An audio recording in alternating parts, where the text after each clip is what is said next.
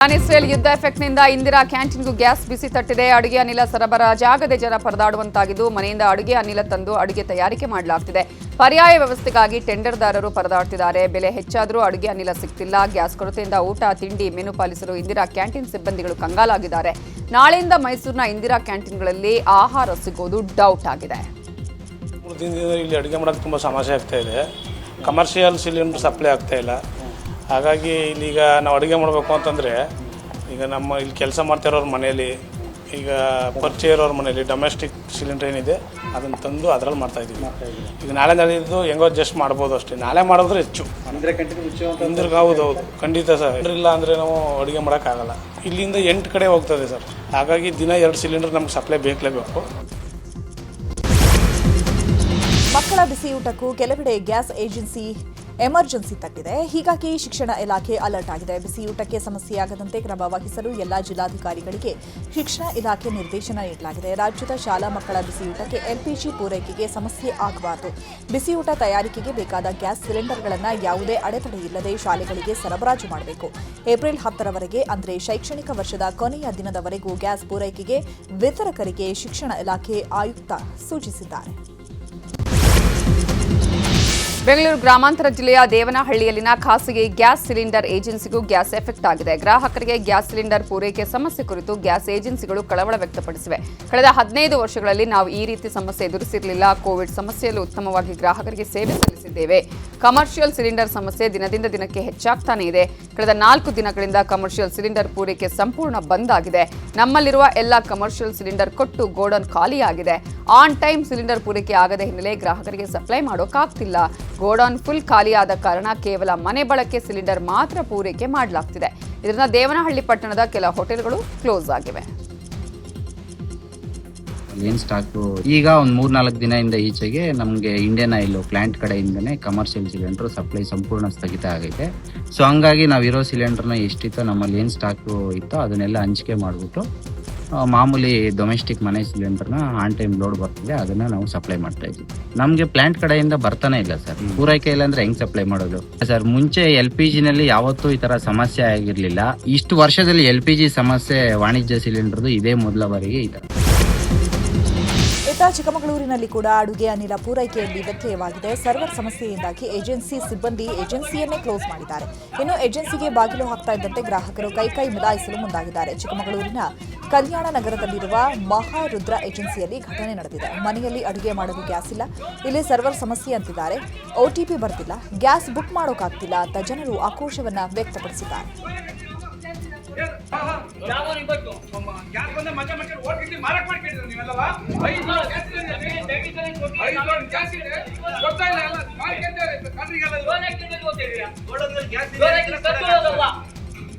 ಒಂದು ವಾರದಿಂದ ಬುಕ್ ಮಾಡ್ಲಿಕ್ಕೆ ಟ್ರೈ ಮಾಡ್ತಿದ್ವಿ. ಯಾವುದು ಬುಕ್ಕಿಂಗು ತಗೊಂತಿಲ್ಲ. ಅಂದರೆ ಇವ್ರು ಮೊಬೈಲ್ ಬುಕ್ ಮಾಡಲಿಕ್ಕೆ ಅಂತ ನಮಗೆ ಆಪ್ಷನ್ ಕೊಟ್ಟಿದ್ದಾರೆ. ಕಾಲ್ ಮಾಡಿದರೆ ಕಾಲ್ ಯಾವುದು ಕರೆಕ್ಟಾಗಿ ಕನೆಕ್ಟ್ ಆಗಲ್ಲ. ಅದು ಕನೆಕ್ಟ್ ಆದರೂ ಕೂಡ ಬುಕ್ ಆಗಿರೋದು ಯಾವುದು ಬರಲ್ಲ. ಅದಾದ್ಮೇಲೆ ಇಲ್ಲಿ ಆಲ್ರೆಡಿ ಬುಕ್ ಆಗಿರೋರು ಬಂದರೂ ಕೂಡ ಅವ್ರಿಗೆ OTP ಜನರೇಟ್ ಆಗ್ತಿಲ್ಲ, ಸಿಲಿಂಡರ್ ಕೊಡ್ತಾ ಇಲ್ಲ. ಓಕೆನಾ? ಹಾಗಾಗಿ ಈಗ ಎಲ್ಲ ನಾವು ಜನಗಳು ನೋಡಿರೋ ಪ್ರಕಾರ ಗೋಡನ್ನಲ್ಲಿ ಸ್ಟಾಕ್ ಇದೆ. ನಾವು ಈವನ್ ಸರ್ವರ್ ಇಶ್ಯೂ ಇದ್ದರೆ ನೀವು ಮ್ಯಾನ್ಯಲ್ ಆಗಿ ಎಂಟ್ರಿ ಮಾಡ್ಕೊಂಡು ನಮಗೆ ಅಟ್ಲೀಸ್ಟ್ ಸರ್ವಿಸ್ ಕೊಡಿ, ನೀವು ಆಮೇಲೆ ಅದನ್ನ ಸಿಸ್ಟಮಿಗೆ ಆ್ಯಡ್ ಮಾಡಿ ಅಂತ ಹೇಳಿದ್ರು ಕೂಡ ಅದಕ್ಕೂ ಹೋಗ್ತಾ ಇಲ್ಲ. ಆಗ ಒಟ್ಟು ನಮಗೆ ಈಗ ಸರ್ವಿಸ್ ಸ್ಟಾಪ್ ಮಾಡಿದ್ದಾರೆ. ಈಗ ಮನೆಗಳಲ್ಲಿ ಗ್ಯಾಸ್ ಇಲ್ಲ, ಎಲ್ಲರಿಗೂ ಗ್ಯಾಸ್ ಖಾಲಿ ಆಗಿದೆ. ಕೊಪ್ಪಳದಲ್ಲೂ ಅಡುಗೆ ಅನಿಲದ ಡಿಮ್ಯಾಂಡ್ ಜಾಸ್ತಿ ಆಗಿದೆ. ಕೊಪ್ಪಳದ ಗುರುಪ್ರಸಾದ್ ಗ್ಯಾಸ್ ಏಜೆನ್ಸಿಯಲ್ಲಿ ಈಗ ನಿತ್ಯ 1400 ಜನ ಸಿಲಿಂಡರ್ಗಾಗಿ ಬುಕ್ ಮಾಡ್ತಾ ಇದ್ರು. ಈ ಮೊದಲು ನಿತ್ಯ 500 ಸಿಲಿಂಡರ್ ವಿತರಣೆ ಮಾಡಲಾಗ್ತಾ ಇತ್ತು. ಬಹುತೇಕ ಮನೆಗೆ ಗ್ಯಾಸ್ ಸಿಲಿಂಡರ್ ವಿತರಣೆ ಮಾಡಲಾಗ್ತಿತ್ತು. ಆದರೆ ಈಗ ಮನೆಗೆ ಸಿಲಿಂಡರ್ ವಿತರಿಸ್ತಾ ಇದ್ರು. ಗ್ರಾಹಕರು ವಿತರಣಾ ಕೇಂದ್ರಕ್ಕೆ ಬರ್ತಿದ್ದಾರೆ. ಮನೆ ಬಳಕೆ ಸಿಲಿಂಡರ್ಗೆ ತೊಂದರೆ ಇಲ್ಲ, ಗ್ರಾಹಕರು ಸಹಕರಿಸಬೇಕು ಅಂತ ಏಜೆನ್ಸಿ ಮಾಲೀಕ ರಾಘವೇಂದ್ರ ಕುಲಕರ್ಣಿ ಮನವಿ ಮಾಡಿದ್ದಾರೆ. ಹಾಸನದಲ್ಲೂ ಗ್ಯಾಸ್ ಅಭಾವದಿಂದ ಗ್ರಾಹಕರಲ್ಲಿ ಆತಂಕ ಹೆಚ್ಚಾಗಿದೆ. ಗ್ಯಾಸ್ ವಿತರಣಾ ಕೇಂದ್ರದ ಬಳಿ ಜನರು ಒಟ್ಟೊಟ್ಟಾಗಿ ಬಂದು ಗ್ಯಾಸ್ ಬುಕ್ ಮಾಡ್ತಿದ್ದಾರೆ. ಇನ್ನು ದಿನಬಳಕೆ ಗ್ಯಾಸ್ ಪೂರೈಕೆಯಲ್ಲಿ ಯಾವುದೇ ವ್ಯತ್ಯಯ ಆಗಿಲ್ಲ ಅಂತ ಗ್ಯಾಸ್ ವಿತರಕ ಕೃಷ್ಣ ಮಾಹಿತಿ ನೀಡಿದ್ದಾರೆ. ವಾಣಿಜ್ಯ ಬಳಕೆಯ ಸಿಲಿಂಡರ್ ಸಮಸ್ಯೆಯಾಗಿದೆ, ದಿನಬಳಕೆ ಗ್ಯಾಸ್ ವಿತರಣೆ ಎಂದಿನಂತೆ ಇದೆ ಅಂತ ಕೃಷ್ಣ ಹೇಳ್ತಿದ್ದಾರೆ. ಸರ್, ಡೊಮೆಸ್ಟಿಕ್ ಸಿಲಿಂಡರ್ಲಿ ಏನು ವ್ಯತ್ಯಯ ಆಗಿಲ್ಲ. ಏನು ಸಿಲಿಂಡರ್ ಬರ್ತಾ ಇದೆ ರೆಗ್ಯುಲರ್ ಆಗಿ ಬರ್ತಾ ಇದೆ. ಬುಕ್ಕಿಂಗ್ ಮಾತ್ರ ಸ್ವಲ್ಪ ಜಾಸ್ತಿ ಆಗಿದೆ ಈಗ. ಜನರಲ್ಲಿ ಸ್ವಲ್ಪ ಗಾಬರಿ ಜಾಸ್ತಿ ಆಗಿ ಪ್ಯಾನಿಕ್ ಬುಕಿಂಗ್ ಜಾಸ್ತಿ ಆಗಿದೆ. ಅಷ್ಟು ಬಿಟ್ಟರೆ ರೆಗ್ಯುಲರ್ ಆಗಿ ಡೊಮೆಸ್ಟಿಕ್ ಸಪ್ಲೈಲಿ ಯಾವುದೇ ರೀತಿಯ ವ್ಯತ್ಯಯ ಆಗಿಲ್ಲ. ರೆಗ್ಯುಲರ್ ಆಗಿ ಏನು ಬರ್ತಾ ಇದೆ ಸಪ್ಲೈ ಕೊಡ್ತಾ ಇದೆ. ಕಮರ್ಷಿಯಲ್ ಗ್ಯಾಸಲ್ಲಿ ಸ್ವಲ್ಪ ವ್ಯತ್ಯಯ ಆಗಿದೆ. ಕಮರ್ಷಿಯಲ್ ಸಿಲಿಂಡರ್ಗಳು ಬರ್ತಾ ಇಲ್ಲ. ಅವಶ್ಯಕತೆ ಇದ್ದವ್ರಿಗೆ ಮಾತ್ರ ಕೊಡಿ ಅಂತ ಹೇಳಿದ್ದಾರೆ. ಗೌರ್ಮೆಂಟ್ ಹಾಸ್ಪಿಟಲ್ಸು ಮತ್ತು ಡಿಫೆನ್ಸು ಇವ್ರುಗಳಿಗೆ ಆದ್ಯತೆ ಕೊಡಿ ಅಂತ. ಈಗ ಬೆಂಗಳೂರು ದಕ್ಷಿಣ ಜಿಲ್ಲೆಯಲ್ಲೂ ಗ್ಯಾಸ್ ಪೂರೈಕೆಯಲ್ಲಿ ವ್ಯತ್ಯಯ ಆಗಿದೆ. ರಾಮನಗರದ ವಿನಾಯಕನಗರದಲ್ಲಿರೋ HP ಗ್ಯಾಸ್ ಗೋಡೌನ್ನಲ್ಲಿ ಗ್ಯಾಸ್ ಪೂರೈಕೆಯಲ್ಲಿ ಸಮಸ್ಯೆಯಾಗಿದೆ. ಎಮರ್ಜೆನ್ಸಿಗೂ ಮುನ್ನ ದಿನಕ್ಕೆ 600 ಗೃಹ ಬಳಕೆ ಸಿಲಿಂಡರ್ ಮೈಸೂರಿಂದ ಸರಬರಾಜಾಗ್ತಿತ್ತು. ಆದರೆ ಕಳೆದ 3-4 ದಿನಗಳಿಂದ ಕೇವಲ 270 ಸಿಲಿಂಡರ್ ಮಾತ್ರ ಪೂರೈಕೆ ಆಗ್ತಿದೆ. ಇನ್ನೊಂದೆಡೆ ಈಗ ಬುಕ್ಕಿಂಗ್ ಕೂಡ ಸ್ಥಗಿತವಾಗಿದೆ. ಈ ಹಿಂದೆ ದಿನಕ್ಕೆ 600 ಸಿಲಿಂಡರ್ ಬುಕ್ಕಿಂಗ್ ಆಗ್ತಿದ್ರೆ ಈಗ 1000ಕ್ಕೆ ಏರಿದೆ ಅಂತ ಹೇಳಿದ್ದಾರೆ. ಯುದ್ಧದ ಹಿಂದೆ ಮೊದಲು ಇದು ನಮಗೆ ಲೋಡ್ ಏನು ಇದು ಮಾಡಿರ್ತಾರೆ, ಇವತ್ತು ಬುಕ್ ಮಾಡಿದ್ದು ಇವತ್ತೇ ಕೊಡ್ತಾ ಇತ್ತು. ಆ ಲೆಕ್ಕದಲ್ಲಿತ್ತು. ಇವಾಗ ಬುಕ್ ಮಾಡಿದರೆ 5 ದಿನದಿಂದ 6 ದಿವಸ ಆಯ್ತೈತೆ. ಇವಾಗ ಇನ್ನು ಮುಂದೆ ಇನ್ನೂ ಲೇಟ್ ಆಗ್ಬೋದು. ಆಮೇಲೆ ಬುಕ್ಕಿಂಗ್ ಯಾವುದು ತಗೋತಾ ಇಲ್ಲ. 270 ಡೊಮೆಸ್ಟಿಕ್ ಬಂದಿದೆ, 40 ಇದು ಕಮರ್ಷಿಯಲ್. ಫುಲ್ಲು ಸಮಸ್ಯೆ ಅಂದರೆ ಹೋಟ್ಲುಗಳು ಎಲ್ಲ ಬಂದ್ ಮಾಡ್ತಾವ್ರೆ. ಮೈಸೂರಿಂದ ನಮಗೆ ಸರಬರಾಜು ಆಯ್ತಾ ಇದ್ದಿದ್ದು. ಈಗ ಮೈಸೂರಲ್ಲೇ ಅವರೇ ಹೇಳ್ತಾರೆ ಕಮರ್ಷಿಯಲ್ ಲೋಡ್ನ ಕಳಿಸ್ಬೇಡಿ, ಕಳಿಸಿದ್ರೆ ನಮಗೆ ಲೋಡ್ ಕೊಡೋಕ್ಕಾಗಲ್ಲ. ಡೊಮೆಸ್ಟಿಕ್ಕೇ ಕೊಡೋಕ್ಕಾಗ್ತಾ ಇಲ್ಲ, ಮನೆ ಸಿಲಿಂಡರ್ನೇ ನಾವು ಕೊಡೋಕ್ಕಾಗ್ತಾ ಇಲ್ಲ, ಕಳಿಸ್ಬೇಡಿ ಅಂತ. ತುಮಕೂರು ಜಿಲ್ಲೆಯಲ್ಲೂ ಯುದ್ಧದ ಬಿಸಿ ತಟ್ಟಿದೆ. ಚಿಕ್ಕನಾಯಕನಹಳ್ಳಿಯಲ್ಲಿ ಗ್ಯಾಸ್ ಟ್ರಬಲ್ ಶುರುವಾಗಿದ್ದು ಗ್ರಾಹಕರು ಪರದಾಡುವಂತಾಗಿದೆ. ಬೆಳಗ್ಗಿನಿಂದ ಏಜೆನ್ಸಿ ಬಳಿ ಸಾವಿರಾರು ಜನರು ಜಮಾವಣೆಗೊಂಡಿದ್ದು ಸ್ಥಳಕ್ಕೆ ಪೊಲೀಸ್ ಅಧಿಕಾರಿಗಳು ದೌಡಾಯಿಸಿದರು. ಸಿಲಿಂಡರ್ಗಳನ್ನು ಬ್ಲಾಕ್ನಲ್ಲಿ ₹1,500ವರೆಗೂ ಮಾರಾಟ ಮಾಡಲಾಗ್ತಾ ಇದೆ. ಅಲ್ಲ 5 ದಿವಸ ಇರಬೇಕು ಅಂತ ನಮಗೆ ಒಲೆ ಹಚ್ಚಕ್ಕೆ ಗ್ಯಾಸ್ ಇಲ್ಲ, ನಾವೇನ್ ಮಾಡ್ಬೇಕು? ಊಟ ಮಾಡೋದ ಉಪವಾಸ ಇರೋದ, ಅದೇ ಅವ್ರೆ ಇರೋದೆಲ್ಲ ಇದಾಗಿರಲ್ಲ. ಅಣ್ಣ ಇರೋ ರೂಲ್ಸ್ 24 ಅವರ್ಸ್ ಒಳಗಡೆ ನೀವು ತಾಂಬಂದು ಡೆಲಿವರಿ ಕೊಡ್ಬೇಕು ಅಂತ ಇರೋದು. ನೀವು ಮೆಸೇಜ್ ಬಂದಾಗ ಅದರಲ್ಲೇ ಇರುತ್ತೆ, ನೋಡ್ಕೊಳ್ಳಿ, ಓದ್ಕೊಳ್ಳಿ. ಇವ್ರು ಹೇಳ್ತಾರೆ 3 ದಿವಸ 4 ದಿವಸ ಅಂತಾರೆ. ಈಗಿರೋ ಪರಿಸ್ಥಿತಿ ನಾವು ಒಪ್ಕೊಂತೀವಿ, ಇಲ್ಲ ಅಂತಿಲ್ಲ. ಬಟ್ ಖಾಲಿ ಆಗಿರೋ ಮನೇಲಿ ಈಗ ಏನ್ ಮಾಡ್ಬೇಕು ಅದನ್ನ ನೀವು ಹೇಳಿ. ಬುಕ್ಕಿಂಗ್ ಆಗಿದೆ ನಿಮ್ದು? ಯಾವ ಡೇಟ್ ಯಾವ್ದು ಮೆಸೇಜ್ ಬಂದಿಲ್ಲ? ಡೇಟ್ ಮೆಸೇಜ್ ಬಂದಿಲ್ಲ. ಇಸ್ರೇಲ್, ಇರಾನ್, ಅಮೆರಿಕ ನಡುವೆ ಯುದ್ಧದಿಂದ ಕರ್ನಾಟಕದಲ್ಲಿ ಸಂಕಷ್ಟ ಹೆಚ್ಚುತ್ತಾ ಇದೆ. ಬೀದರ್ನಲ್ಲಿ ಮನೆ ಬಳಕೆಯ ಗ್ಯಾಸ್ಗೂ ಬಿಸಿ ತಟ್ಟಿದೆ. ಏಜೆನ್ಸಿ ಸೆಂಟರ್ ಮುಂದೆ ಸಿಲಿಂಡರ್ಗಾಗಿ ಗ್ರಾಹಕರು ಸಾಲುಗಟ್ಟಿ ನಿಂತಿದ್ದಾರೆ. ನೆಹರು ಸ್ಟೇಡಿಯಂ ಹತ್ತಿರ ಇರೋ HP ಗ್ಯಾಸ್ ಏಜೆನ್ಸಿ ಸೆಂಟರ್ ಮುಂದೆ ಬಿಸಿಲನ್ನು ಲೆಕ್ಕಿಸದೆ ಜನ ನಿಂತಿದ್ದಾರೆ. ಸಿಲಿಂಡರ್ಗಾಗಿ ಏಜೆನ್ಸಿ ಮತ್ತು ಗ್ರಾಹಕರ ನಡುವೆ ವಾಗ್ವಾದ ನಡೆದಿದ್ದು ಸಿಲಿಂಡರ್ ಸ್ಟಾಕ್ ಇಲ್ಲ, 5ರಿಂದ 6 ದಿನ ಬಿಟ್ಟು ಬನ್ನಿ ಅಂತಿದ್ದಾರೆ. ಕೂಲಿ ನಾಲಿ ಬಿಟ್ಟು ಹಳ್ಳಿಗಳಿಂದ ಬೀದರ್ಗೆ ಬಂದು ಜನ ಸಿಲಿಂಡರ್ ಕೊಂಡೊಯ್ಯುತ್ತಿದ್ದಾರೆ. ಬುಕ್ಕಿಂಗ್ ಮಾಡಿದ್ರೆ ಗ್ಯಾಸ್ ಕೊಡ್ತಿಲ್ಲ. ಬ್ಲಾಕಲ್ಲಿ ₹1,200ರಿಂದ ₹1,300 ಕೊಟ್ಟರೆ ಸಿಗ್ತಾ ಇದೆ. ಸಕಾಲದಲ್ಲಿ ಸಿಲಿಂಡರ್ ಸಿಗದಿದ್ದಕ್ಕೆ ಬಹಳಷ್ಟು ಸಮಸ್ಯೆ ಆಗ್ತಿದೆ ಅಂತ ಜನ ಅಳಲು ತೊಡ್ಕೊಂಡಿದ್ದಾರೆ. ಮಧ್ಯಪ್ರಾಚ್ಯ ರಾಷ್ಟ್ರಗಳ ಮಧ್ಯೆ ಯುದ್ಧದ ಎಫೆಕ್ಟ್ನಿಂದ ಕೋಲಾರದಲ್ಲಿ ಆಟೋ ಗ್ಯಾಸ್ ಕೊರತೆ ಉಂಟಾಗಿದೆ. APMC ಮಾರುಕಟ್ಟೆ ಎದುರಿನ ಇಂಡಿಯನ್ ಆಯಿಲ್ ಬಂಕ್ ಬಳಿ ಆಟೋ ಚಾಲಕರು ಪರದಾಡುವಂತಾಗಿದೆ. ಬೆಳಗ್ಗೆ 6 ಗಂಟೆಯಿಂದ ಆಟೋ ಚಾಲಕರು ಸಾಲುಗಟ್ಟಿ ನಿಂತಿದ್ದಾರೆ. ಆಟೋ ಗ್ಯಾಸ್ ತುಂಬಿಸಿಕೊಳ್ಳಲು 2,000ಕ್ಕೂ ಹೆಚ್ಚು ಆಟೋಗಳು ಕ್ಯೂ ನಿಂತಿದ್ವು. ಪ್ರತಿಯೊಂದು ಆಟೋಗಳಿಗೂ ಆಟೋ ಚಾಲಕರು ಫುಲ್ ಟ್ಯಾಂಕ್ ಮಾಡಿಸಿಕೊಳ್ತಿದ್ದಾರೆ. ನಿನ್ನೆ ₹55 ಇದ್ದಂತಹ 1 kg LPG ಆಟೋ ಗ್ಯಾಸ್ ದರ ಇವತ್ತು ₹60ಗೆ ಏರಿಕೆಯಾಗಿದೆ. ಆಟೋ ಗ್ಯಾಸ್ ಕೊರತೆ ಆಗದಂತೆ ಕ್ರಮ ಕೈಗೊಳ್ಳಲು ಆಟೋ ಚಾಲಕರು ಆಗ್ರಹಿಸಿದ್ದಾರೆ. ಎಲ್ಲೂ ಸ್ಟಾಕ್ ಸಿಗ್ತಿಲ್ಲ. ಸ್ಟಾಕ್ ಸಿಗಲಿಲ್ಲ ಅಂತಂದಾಗ ಸರ್ಕಾರ ನಮ್ಮ ಪರವಾಗಿ ನಿಂತು ಅಟ್ಲೀಸ್ಟ್ ಈ ಟೈಮಲ್ಲಿ ಪ್ಯಾಂಡಮಿಕ್ ಟೈಮಲ್ಲೇ ಸರ್ಕಾರ ಏನು ಮಾಡಬೇಕಾಗ್ತದೆ, ಅದನ್ನು ಪ್ರೈಸ್ ಹೈಕ್ ಮಾಡಿದ್ರೆ ಅಟ್ಲೀಸ್ಟ್ ಇರೋ ಪ್ರೈಸಲ್ಲೇ ಎಲ್ಲರಿಗೂ ಸಿಗೋ ಒಂದು ಕೆಲಸ ಮಾಡಬೇಕು. ಈಗ ನಾವೆಲ್ಲ ಬೀದಿನಲ್ಲಿ ನಿಂತು ಬಂದು ಗ್ಯಾಸ್ಗೆ ಕಾಯ್ತಾ ಇದ್ದಾರೆ. ಕೂಲಿ ಮಾಡೋರು ನಾವು ಪ್ರತಿದಿನ ಎಷ್ಟಾಗುತ್ತೋ ಅಷ್ಟೇ ಗ್ಯಾಸ್ ಹಾಕೊಂಡು ದುಡಿಯೋಂಥವ್ರು. ₹1,000 ಹಾಕಿ ಫುಲ್ ಟ್ಯಾಂಕ್ ಮಾಡಿಸ್ಕೊಂಡು ಓಡಿಸೋಕ್ಕಾಗಲ್ಲ ನಮ್ಮಿಂದ. ನಾವು ಗಾಡಿಯಲ್ಲಿ ನಿಂತು ಕಾದಾಗ ಸಂಪಾದನೆ ಎಲ್ಲಿಂದ ಆಗುತ್ತೆ? ಸಂಪಾದನೆ ಆಗಲ್ಲ. ನಮ್ಮ ಮನೆಗಳು ಹೆಂಗಾಗ್ತದಪ್ಪ ಅಂತಂದರೆ ನಾವು ಪ್ರತಿದಿನ ದುಡಿದ್ರೇ ಮನೆ ನಡೀತಕ್ಕಂಥ ಪರಿಸ್ಥಿತಿ ಇರೋವಾಗ ಅದಕ್ಕೇನೋ ಒಂದು ಅನುಕೂಲ ಮಾಡಬೇಕು. ತುಂಬ ತೊಂದರೆ ಆಗ್ತಿದೆ, ಸಿಗ್ತಿಲ್ಲ ಗ್ಯಾಸು. ಬೆಳಿಗ್ಗೆ 6 ಗಂಟೆಗೆ ಬಂದರೂ ಸಿಗ್ತಿಲ್ಲ. ರೇಟ್ ಜಾಸ್ತಿ ಆಗಿದೆ, ₹5 ರೈಸ್ ಆಗಿದೆ, 55 60 ಆಗಿದೆ. ಆದರೂ ಟೆನ್ಷನ್ ಇಲ್ಲ, 70 ಆಗಲಿ 80 ಆಗಲಿ ಹಾಕ್ಸ್ಕೊಳ್ತೇವೆ. ಬಟ್ ಗ್ಯಾಸ್ ನಮಗೆ ಸಿಗ್ತಾ ಇಲ್ಲ, ಸಪ್ಲೈ ಆಗ್ತಿಲ್ಲ. ಇನ್ನು ಸಾಯಂಕಾಲ ಒಳಗಡೆ ಸಂಪಾದನೆ ಮಾಡಿದ್ರೆ ಒಂದು ₹300-500 ಸಂಪಾದನೆ. ಹೆಂಡತಿ ಮಕ್ಕಳು ಏನು ಸಾಕಬೇಕು, ಏನು ಮಾಡ್ಬೇಕು ಹೇಳಿ? ಕಷ್ಟ ಆಗ್ತಿದೆ ಸರ್, ತುಂಬ ಕಷ್ಟ ಆಗ್ತಿದೆ. ಇಲ್ಲಿ LPGನೇ. CNG ಸಿಗ್ತಾ ಇದೆ, ಲೋಕಲ್ ಅದು ಇಂಡಿಯನ್ ಇದು. ಬಟ್ LPG ಹೊರಗಡೆಯಿಂದ ಬರ್ತಕ್ಕಂಥದ್ದು ತುಂಬ ತೊಂದರೆ ಆಗ್ತಿದೆ. ಇದಕ್ಕೆ ದಯವಿಟ್ಟು ಅನುಕೂಲ ಏನಾದರೂ ಮಾಡಿಕೊಡ್ಬೇಕು, ಸರ್ಕಾರದಿಂದ ಏನು ಅನುಕೂಲ ಮಾಡಿಕೊಡ್ಬೇಕಷ್ಟೇ. ಮಧ್ಯಪ್ರಾಚ್ಯ ದೇಶಗಳಲ್ಲಿ ಯುದ್ಧದ ಎಫೆಕ್ಟ್ನಿಂದ ಹುಬ್ಬಳ್ಳಿಯಲ್ಲಿ ಆಟೋ ಗ್ಯಾಸ್ ಕೊರತೆ ಉಂಟಾಗಿದೆ. ಆಟೋ, CNG ಮತ್ತು LPG ಬಂಕ್ಗಳು ಬಂದ್ ಆಗಿದ್ದು ಗ್ಯಾಸ್ ಪೂರೈಕೆ ಸ್ಥಗಿತದಿಂದ 12 ಬಂಕ್ಗಳ ಪೈಕಿ 3 ಬಂಕ್ಗಳು ಬಂದ್ ಆಗಿವೆ. ಕೆಲವು ಬಂಕ್ಗಳಲ್ಲಿ ಹೆಚ್ಚಿನ ಹಣ ವಸೂಲಿ ಮಾಡುತ್ತಿದ್ದಾರೆ. ಕೃತಕ ಅಭಾವ ಸೃಷ್ಟಿಸಲಾಗ್ತಿದೆ ಅಂತ ಬಂಕ್ ಮಾಲೀಕರ ವಿರುದ್ಧ ಆಟೋ ಚಾಲಕರು ಆಕ್ರೋಶ ವ್ಯಕ್ತಪಡಿಸಿದ್ದಾರೆ. ಮಂಡ್ಯ ಜಿಲ್ಲೆಯಲ್ಲಿ ಮನೆ ಬಳಕೆ ಸಿಲಿಂಡರ್ ಅಭಾವ ಇಲ್ಲ. ಅನವಶ್ಯಕವಾಗಿ ಯಾರೂ ಮುಂಗಡ ಬುಕ್ ಮಾಡಬೇಡಿ ಅಂತ ಆಹಾರ ಇಲಾಖೆ ಉಪನಿರ್ದೇಶಕ ಪ್ರತೀಕ್ ಜಿ ಹೆಗಡೆ ಮನವಿ ಮಾಡಿದ್ದಾರೆ. ಡೊಮೆಸ್ಟಿಕ್ ಸಿಲಿಂಡರ್ ಅನ್ನ ಕಮರ್ಷಿಯಲ್ ಆಗಿ ಬಳಕೆ ಮಾಡಿದರೆ ಕಾನೂನು ಕ್ರಮ ಕೈಗೊಳ್ತೀವಿ. ಕಮರ್ಷಿಯಲ್ ಸಿಲಿಂಡರ್ ಹೋಟೆಲ್ಗೆ ಕೊಡಬಾರದು, ಆಸ್ಪತ್ರೆ, ಹಾಸ್ಟೆಲ್, ಸ್ಕೂಲ್ಗೆ ಮಾತ್ರ ನೀಡಬೇಕು ಅಂತ ಎಚ್ಚರಿಕೆ ನೀಡಿದ್ದಾರೆ. ಮಂಡ್ಯ ಜಿಲ್ಲೆಗೆ ಏನು ವಿವರ ಕೊಡಬೇಕು ಅಂದರೆ ಆ ಥರ ಕೊರತೆ ಅನ್ನೋದು ಡೊಮೆಸ್ಟಿಕ್ ಗ್ಯಾಸಲ್ಲಿ ಇಲ್ಲ, ಡೊಮೆಸ್ಟಿಕ್ LPG ಗ್ಯಾಸಸಲ್ಲಿ ಇಲ್ಲ. ಇದು ಮಾಹಿತಿ ನಮಗೆ ಬಂದಿರೋದು ಎಲ್ಲ ಸೇಲ್ಸ್ ಆಫೀಸರ್ಸ್ ಅಂದರೆ HPC, BPC ಮತ್ತು IOC ಸೇಲ್ಸ್ ಆಫೀಸರ್ಸಿಂದ ಈ ಮಾಹಿತಿ ನಮಗೆ ಸಿಕ್ಕಿದೆ. LPG ಡೊಮೆಸ್ಟಿಕ್ ಸಿಲಿಂಡರ್ಸ್ ಬಗ್ಗೆ ಯಾವುದೇ ಕೊರತೆ ಇಲ್ಲ. ಯಾರು ದಯವಿಟ್ಟು ಹಾಗಾಗಿ ಪ್ಯಾನಿಕ್ ಬುಕ್ಕಿಂಗ್ ಮಾಡೋಕ್ಕೆ ಹೋಗಬೇಡಿ ಅನಾವಶ್ಯಕವಾಗಿ. ಸೊ ಏನು ಶಾರ್ಟೇಜ್ ಇಲ್ಲದೆ ಇರೋದ್ರಿಂದ ನೀವು ಹೇಗೆ ಮುಂಚೆ ಹೇಗೆ ಬುಕ್ ಮಾಡ್ತೀವಿ ಅದೇ ರೀತಿ ಬುಕ್ ಮಾಡಿದ್ರೆ ಏನೋ. ಬೆಂಗಳೂರು ಗ್ರಾಮಾಂತರ ಜಿಲ್ಲೆ ದೊಡ್ಡಬಳ್ಳಾಪುರ ತಾಲೂಕಿನ ಇತಿಹಾಸ ಪ್ರಸಿದ್ಧ ಘಾಟಿ ಸುಬ್ರಹ್ಮಣ್ಯ ದೇವಾಲಯಕ್ಕೂ ಸಿಲಿಂಡರ್ ಎಫೆಕ್ಟ್ ತಟ್ಟಿದೆ. ದೇವಾಲಯ ಸಿಬ್ಬಂದಿ ಅನ್ನಪ್ರಸಾದ ವಿತರಣೆಯಲ್ಲಿ ಬದಲಾವಣೆ ಮಾಡಲಾಗಿದ್ದು, ಮೊದಲು 8 ಗಂಟೆಯಿಂದ 12 ಗಂಟೆವರೆಗೂ ತಿಂಡಿಯ ವ್ಯವಸ್ಥೆ ಇತ್ತು. ಮಧ್ಯಾಹ್ನ ಅನ್ನ ಸಾಂಬಾರ್ ಮಾಡ್ತಾ ಇದ್ರು. ಈಗ 11 ಗಂಟೆಯಿಂದ ನೇರವಾಗಿ ತಿಂಡಿ ವ್ಯವಸ್ಥೆ ಮಾಡಲಾಗಿದ್ದು, ಮಧ್ಯಾಹ್ನದ ಊಟವನ್ನೇ ನಿಲ್ಲಿಸಲಾಗಿದೆ. ಪ್ರಸಾದ ವ್ಯವಸ್ಥೆ ಮಾಡಲು ಕಮರ್ಷಿಯಲ್ ಸಿಲಿಂಡರ್ ಸಮಸ್ಯೆ ಉಂಟಾಗಿದೆ. ಅಡುಗೆ ಮಾಡೋದಕ್ಕೆ ಸೌದೆ ಒಲೆ ಮೊರೆ ಹೋಗಲಾಗಿದೆ. ಅಡುಗೆ ಮಾಡೋದಕ್ಕೆ ಕೇವಲ 4 ಸಿಲಿಂಡರ್ ಮಾತ್ರ ಇದೆ. ನಾಳೆಯಿಂದ ಸೌದೆ ಒಲೆಯಲ್ಲೇ ಅಡುಗೆ ಮಾಡೋದಕ್ಕೆ ಒಲೆಗಳ ಸಿದ್ಧತೆಯನ್ನ ಮಾಡಿಕೊಳ್ಳಲಾಗಿದೆ. ಸರ್, ಅದಕ್ಕೆ ನಾವು ಪರ್ಯಾಯ ಈಗಾಗಲೇ ಇವರು ಸೌದೆ ಸಪ್ಲೈ ಮಾಡೋರಿಗೆ ಹತ್ರ ಎಲ್ಲ ಮಾತಾಡಿದ್ವಿ. ಅಲ್ಲಿ ಮಾಡೋಕ್ಕೆ ನೀರಿನ ವ್ಯವಸ್ಥೆ ಎಲ್ಲ ಮಾಡ್ಕೊತಾ ಇದ್ವಿ. ನಾಳೆಯಿಂದ ನಾವು ಸೌದೆ ಒಲೆಯಲ್ಲಿ ಮಾಡೋಕ್ಕೆ ವ್ಯವಸ್ಥೆ ಮಾಡ್ತೀವಿ ಸರ್. ಭಾನುವಾರ ಮಂಗಳವಾರ ಎಲ್ಲನೂ ಒಂದು 12,000 ರಿಂದ 15,000ವರೆಗೂ ಬರೋರು ಭಕ್ತರು ಹಿಂದೆ. ಹಾಗಾಗಿ ನಾವು ಈಗ ತಿಂಡಿ ವ್ಯವಸ್ಥೆನ ಮಾಡ್ತಾ ಇದ್ದೀವಿ. ಸೌದೆಯಲ್ಲೇ ಮಾಡಿ ಸ್ವಲ್ಪ ಹೆಚ್ಚು ಕಡಿಮೆ ಹಿಂದೆ ಮಾಡಿದಷ್ಟು ಮಾಡ್ದಿದ್ರು ಸ್ವಲ್ಪ ಒಂದು ಟೈಮಿಂಗ್ಸು ಹೆಚ್ಚು ಕಡಿಮೆ ಮಾಡ್ಕೊತೀವಿ. ಈಗ ಗ್ಯಾಸ್ ಅಭಾವ ಆಗಿರೋದ್ರಿಂದ ನಾವು ಒಂದು ಐಟಮ್ ಮಾಡಿಬಿಟ್ಟು ದೊನ್ನೆಯಲ್ಲಿ ಕೊಡೋ ವ್ಯವಸ್ಥೆ ಮಾಡ್ಕೊಂಡಿದ್ವಿ ಸರ್. ಈಗ ತಕ್ಷಣಕ್ಕೆ ತಟ್ಟೆಯಲ್ಲಿ ಕೊಡ್ತಾ ಇದ್ವಿ. 2 ಐಟಮ್ 3 ಐಟಮ್ ಇರ್ತಿತ್ತು. ಈಗ ಒಂದೇ ಐಟಮ್ ಇರೋದ್ರಿಂದ ನಾವು ದೊನ್ನೆಯಲ್ಲಿ ಕೊಟ್ಟು ಭಕ್ತರಿಗೆ ಮಂಗಳೂರಿನ ದೇವಸ್ಥಾನದ ಅನ್ನಪ್ರಸಾದ ತಯಾರಿಕೆಗೆ ಗ್ಯಾಸ್ ಟ್ರಬಲ್ ತಟ್ಟಿದೆ. ಕದ್ರಿ ಮಂಜುನಾಥ ಸ್ವಾಮಿ ದೇವಸ್ಥಾನದಲ್ಲಿ ಅಡುಗೆ ತಯಾರಕರು ಸೌದೆ ಒಲೆ ಮೊರೆ ಹೋಗಿದ್ದಾರೆ. ಕಮರ್ಷಿಯಲ್ ಗ್ಯಾಸ್ ಸಿಲಿಂಡರ್ ಸಪ್ಲೈ ಆಗದ ಕಾರಣ ಜನರು ಸೌದೆ ಒಲೆ ಬಳಕೆ ಮಾಡ್ತಾ ಇದ್ದಾರೆ. ಕದ್ರಿ ದೇವಸ್ಥಾನದ ಪಾಕಶಾಲೆಯಲ್ಲಿ ದಿನವೊಂದಕ್ಕೆ 4 ಸಿಲಿಂಡರ್ ಬಳಕೆ ಮಾಡಲಾಗ್ತಾ ಇತ್ತು. ಕನಿಷ್ಠ 1,500 ಭಕ್ತರು ಅನ್ನಪ್ರಸಾದ ಸ್ವೀಕರಿಸ್ತಾ ಇದ್ರು. ಇದೀಗ ಗ್ಯಾಸ್ ಪೂರೈಕೆ ಬಂದ್ ಆದ ಕಾರಣ ಸೌದೆ ಒಲೆಯ ಮೊರೆ ಹೋಗಿದ್ದಾರೆ.